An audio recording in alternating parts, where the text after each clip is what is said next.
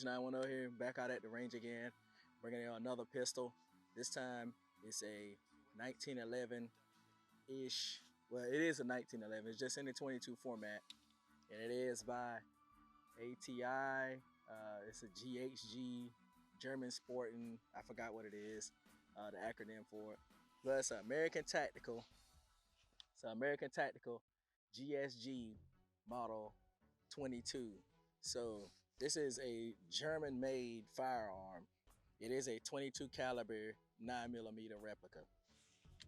And during my time of shooting this, I've had this 3 years, and it has been, for the most part, very reliable. It eats pretty much any kind of ammo you put into it. The only thing that I don't like about it is the grip safety. You have to have this down, and it will not go down without the magazine in it. So we are clear. The hammer will not drop.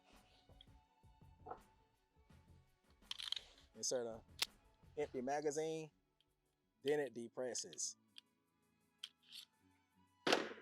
Magazine out of it, will not depress. So that's the only thing I don't like about these. I've heard of people doing the grip safety delete on it. It kind of makes sense, but then again, it takes the extra safety away from it, seeing that this will probably be a training tool for people that don't have as much skill as you or I. I'm pretty sure there's a lot of people out there more skilled than me, but I do have the correct fundamentals. So that being said, I do think this is a very good option for a trainer, especially if someone's going to be carrying a 1911 or they're just first starting out, because this thing does not have much recoil. It's not too loud, and it feeds pretty much any kind of 22 ammo that you can throw at it. So we're going to go ahead and start out by using some crap 22 Federal, that bucket Federal. That stuff is just horrible. I hope it runs. I mean, it hasn't let me down, but you know, as soon as you turn the camera on, stuff tends to go sideways. So let's go ahead and get the other camera set up, and we'll be right back. Okay, so we have two magazines loaded up. These are 10 rounds. You can see it's that crappy Federal stuff. Make sure that you drop the tabs down in order for it to have correct feeding. I know they say it's the same thing on the Glocks, but I find that it works very well on these two. So we'll be punching a fair bit of magazines. I don't know how much we're going to run. I have some of this, and if it doesn't run this, we're going to jump to the CCI Mini Mag. And we're going to go for the left target. That's the only one we're going to stay on the whole time. As you can see, that right back a little too easy. It actually came out of my hand. So let's go ahead and see what kind of group we can print. We're going to go to the top left circle. I don't know if you guys can see that.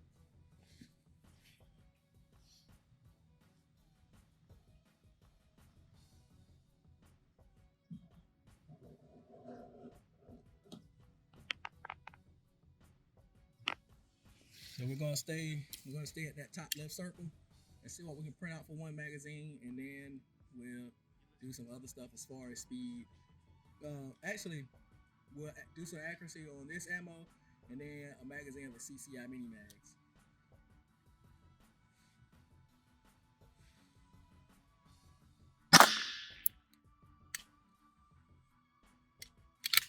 Yeah, it didn't feed that next round, which I kind of figured that was going to happen off of this crappy ammo.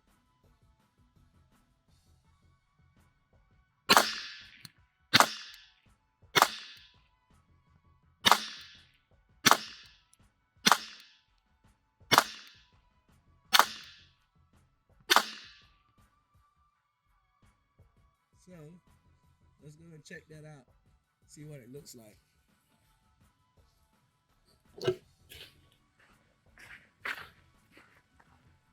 And I was shooting pretty quick, so I threw one, and you can see the rest.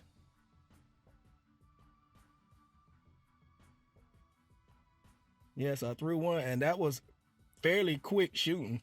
So you can see the ammo on this thing is spot on. Well, the accuracy on this is spot on, and I fired very quickly. So let's do one mag of CCI mini mags.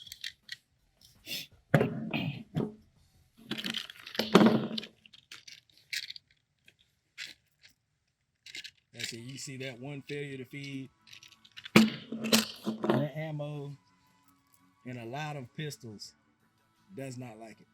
So I say this is a CCI mini mag. I don't know if you guys can see that. This is very good ammo. Some of the most quality ammo you can get as far as 22. Ellie, Eli, however you call it. I know they have some pretty decent ammo as well. And what is the other one name? It's some very hot ammo for it to be 22. They make a lot of ammo for everyone else. I thought it was off-brand, but I know one set of ammo that I would never use in a 22 again is Cascade. Cascade almost blew up my M&P 1522. I got it during the pandemic, doing some drills with my brother, and the first round out of the first magazine was overcharged, and it blew out the magazine, and I had gunpowder, shrapnel all over the side of my ski mask. It was bad. If I hadn't had my PPE on, I would definitely probably be messed up, if not blind, to say the least, in my right eye. So let's insert that. That's all. I know we can probably drop it. Let's just see how it ranks again. That's just buttery smooth out of this thing. So let's go bottom. We'll go bottom left. And this time we're going to take a little more time.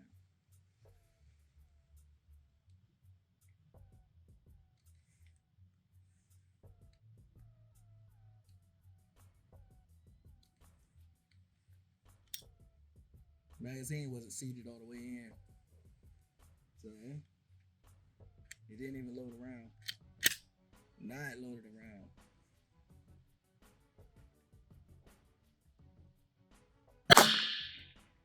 That's a little hotter. Gotta shoot a little higher with that.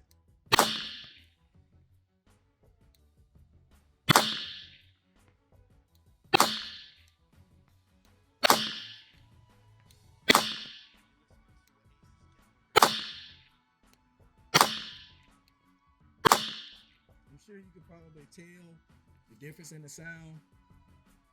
It seems like it's getting better accuracy off of the slower ammo.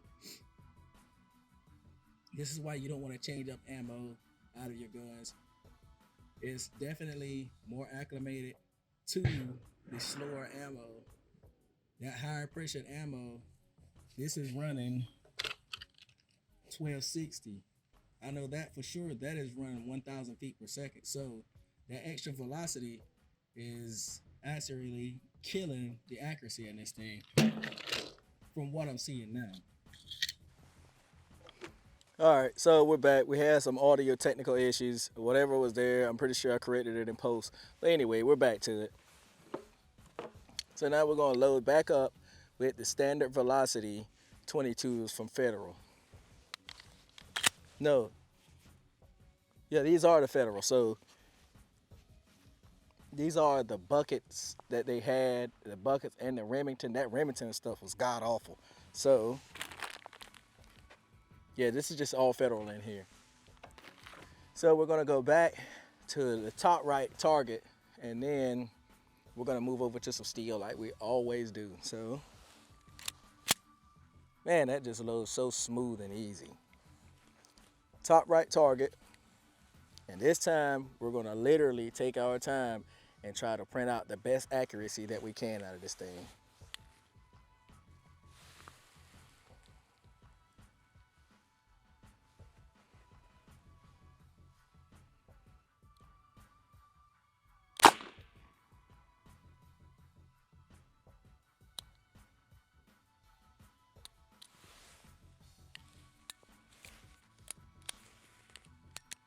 I don't know why the hammer didn't go back forward. See, that's the problem with 22s. the gun is reliable, but the ammo is not reliable. I don't think it had enough to cycle that round. We're gonna find out if we get a snap, then we know it didn't kick that round out because I wasn't looking. I was looking for my accuracy. And you know what? Come to think about that, I better check it because last time that happened, I had a round go off. It sounded like a full power round, but it definitely wasn't. It had like a piece of rubber inside the chamber of this. So we're gonna check this. But that happened with the red box 22. Yeah. So it did not kick out that shell. So now it got me wondering.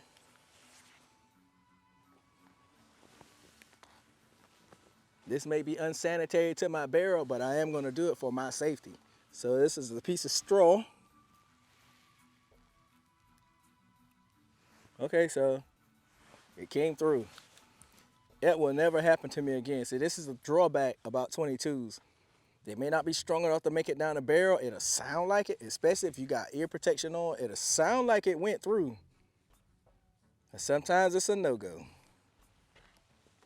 So you have to be very careful with 22 ammo, especially shooting low-power ammo very fast.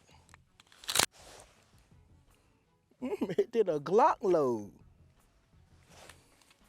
And it loaded. Okay. So that's new. So now I know it does that.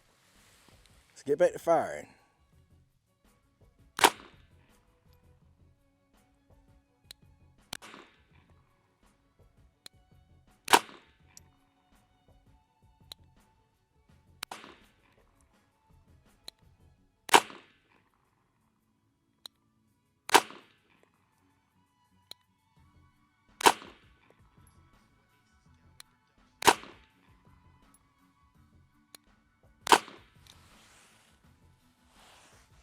Let's go check that out.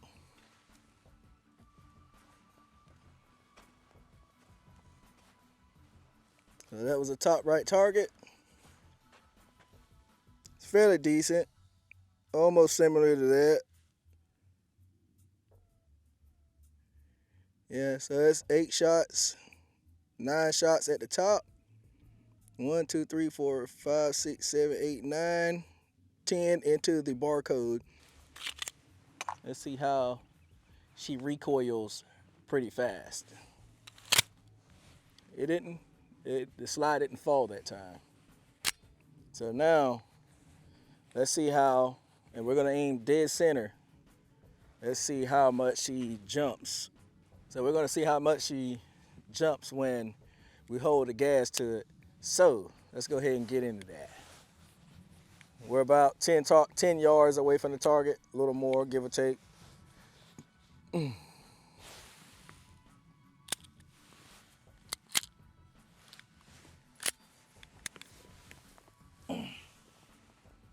That was a bad round, and that was definitely a good strike on that.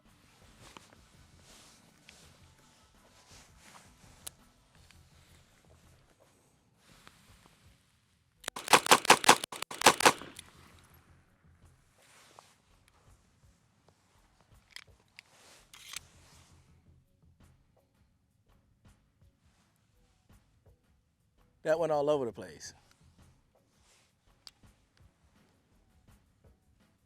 So we're back over here to the steel, and we have the CCI mini mag for a little extra power to push that steel over, because I don't think that standard velocity is going to push that steel over. We'll try it after a magazine of this to actually see what it's going to do. But I'm curious to see how much power the 22 LR is going to have to rock that plate, because the last 22 that I shot out, it was a Ruger LCP 22, and it would not push the plate over. That did have a very short barrel to it. So let's see if we can knock these plates over. And we're here 10 yards. We'll push back a little further a little later. But for now, let's go ahead and see if we can push these over.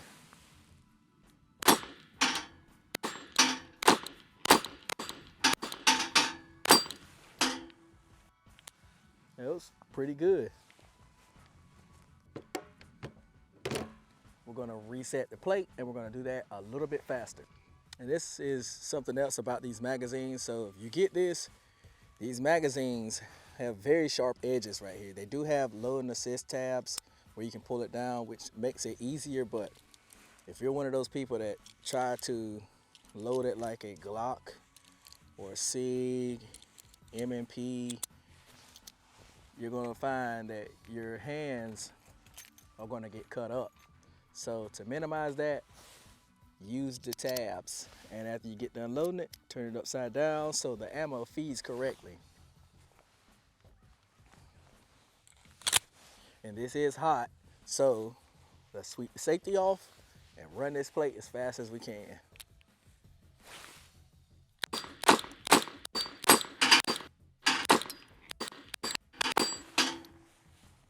It's not too bad. And let's see if we can get all accuracy on this thing. 100% accuracy, 100% hits, and see if the plates will lay down. You know I like to jank stuff up, so maybe we'll break that streak.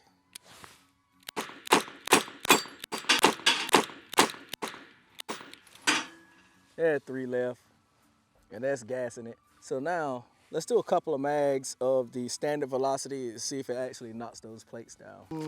I didn't count. I pretty much lost count on how many rounds I just shot. I think it was maybe 6 magazines, so you got 10 rounds each. 10 rounds each, so probably like 60 rounds in. But as of now, I think I'm probably around 1,500-ish, 15 to 1,600 rounds in this thing.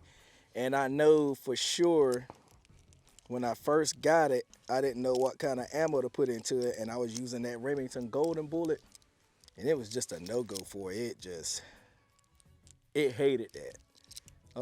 But after a while of getting it broke in, because I shot it alongside my TX22 during the Ammogeddon, and it started breaking in pretty good.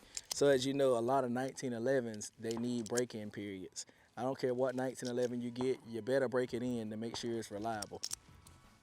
So that's the big thing that a lot of people have with the 1911 platforms, the reliability issue and them not breaking them in correctly. You can't just pick those guns up because the tolerances on them are so tight, you won't be able to just put any kind of ammo in it from the beginning. You need to break it in properly with the proper load that the manufacturer tells you to use. So, this is the standard velocity. And that thing just feeds so smooth.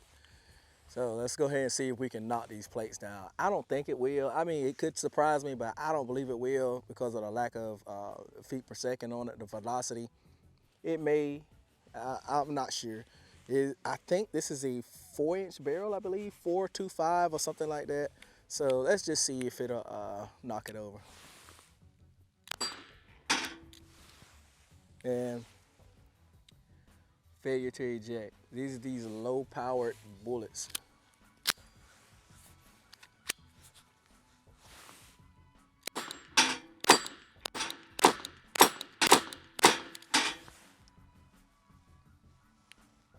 Not bad.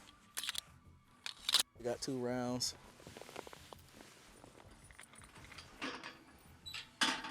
So we can get a reload in. We have the pocket reload from the jacket, but it is what it is. So let's work on that.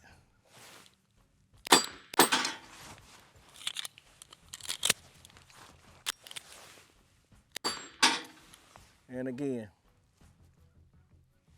this is what happens with 22s. This is why you don't want to carry them, but I will carry one every now and then in rotation, depending on what it is.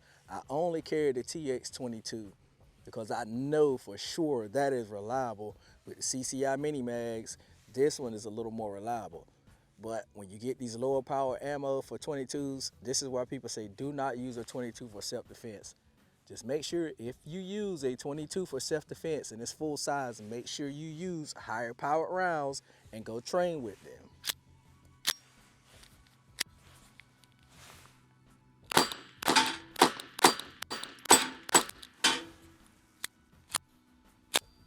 Failure to feed. So let's see if we can get 2 rounds on it before it falls down. I don't know if we did, but it did fall. So let's go back and do 2 more rounds of the CCI Mini Mag, and we'll take it over to the tabletop. So now we're gonna run the full power CCI Mini Mags. Let's see if we have those ejection issues or these failure to feeds.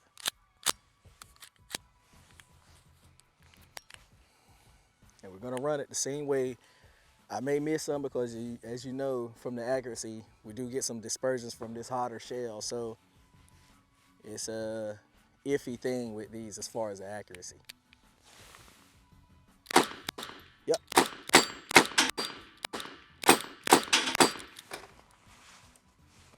Yeah, I knew that was gonna happen.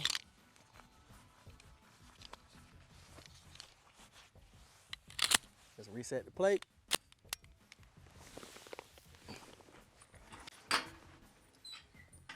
And we're gonna try to get double strikes out of this before the plate falls.